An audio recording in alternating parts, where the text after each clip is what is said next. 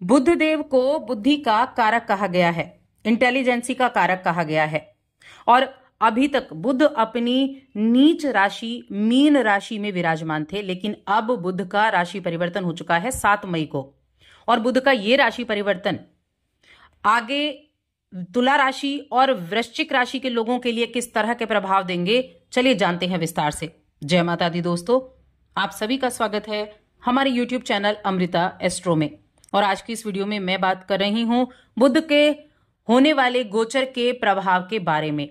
देखिए, बुध संचार के कारक हैं, बुध व्यापार के कारक हैं, बुध इंटेलिजेंसी के कारक हैं, बुध इंटरनेट डाटा इन सब चीजों के कम्युनिकेशन के इन सब चीजों के कारक कहे गए हैं, शिक्षा के कारक हैं। अभी तक ये थे मीन राशि में।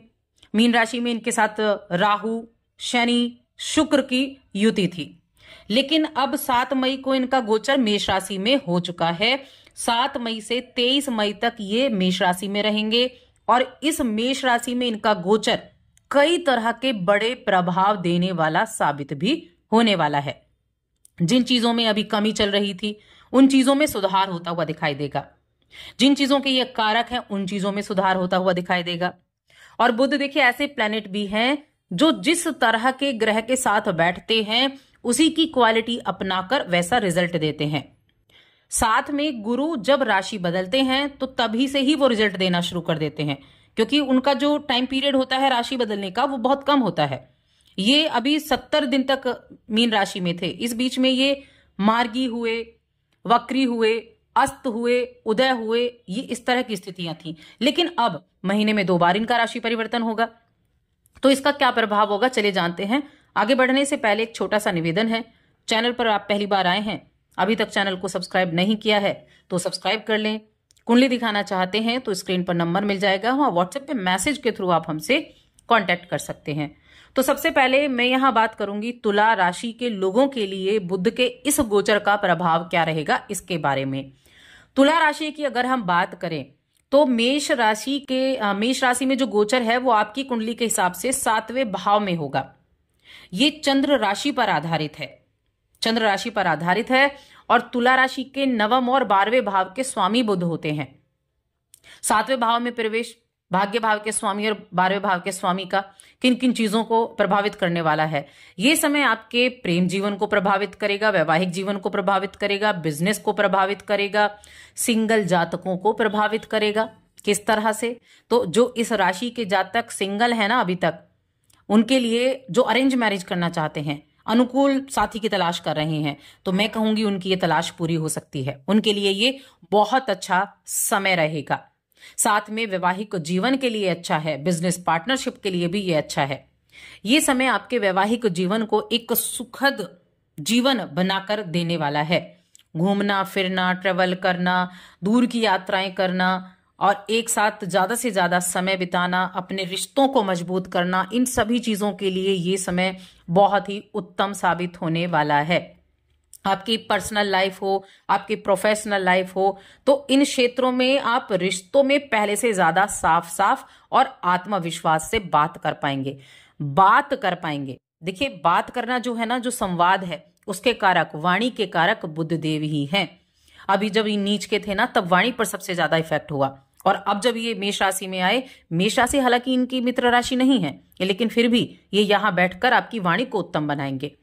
आप अगर अपने पार्टनर से अपने दिल की बातों को कहना चाहते हैं तो मन की बातें खुलकर कह पाएंगे, ओपन माइंडेड। चाहे वो किसी रिश्ते से जुड़ी हुई उम्मीद हो या काम से जुड़ी हुई जरूरत हो, तो हर एक चीज पर आपका एक अपनी नजरिए प्रस्तुत करने का आपको मौका मिलेगा। ये समय नए समझौते करने का भी है, बातचीत या जरूरी मुद्दों पर चर्चा करने के लिए भी बहुत अच्छा मौका है।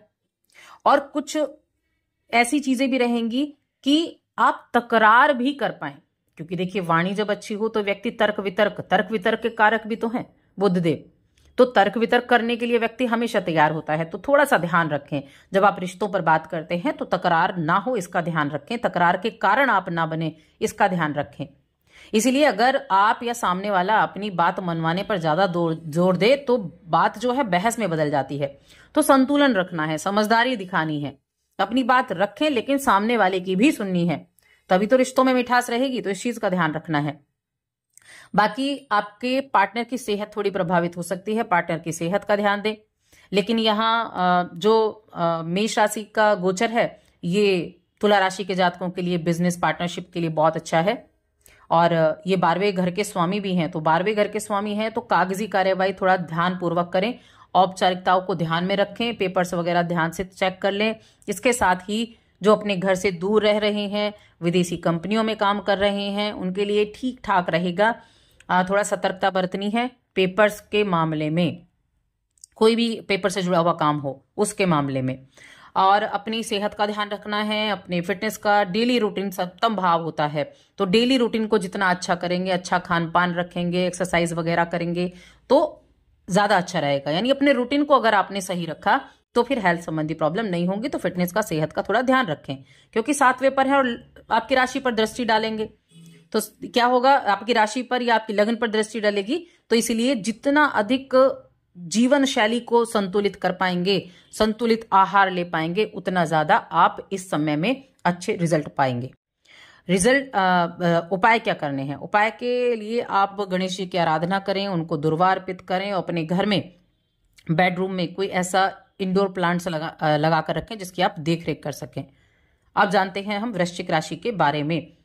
वृश्चिक राशि के लोगों के लिए 8वें और 11वें भाव के स्वामी बनते हैं बुध देव, जो अब मेष राशि यानी आपके 6ठे भाव में गोचर करेंगे। अभी तक वो आपके 5म भाव में नीच की अवस्था में थे, जो कि शिक्षा के स्वामी नीच के होकर बैठे थे शिक्षा के भाव में।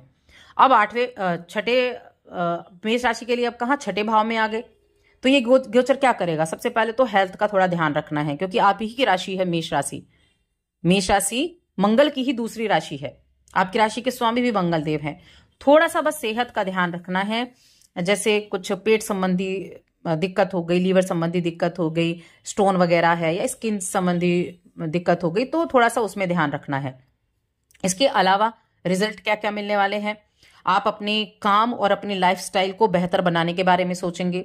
आपका माइंड बहुत अच्छे से काम करेगा, तेज दिमाग चलेगा, काम को जल्दी और असरदार तरीके से निपटाने में सफलता हासिल होगी। देखिए 6ठा भाव सेवा का भाव भी है, नौकरी का भाव भी है।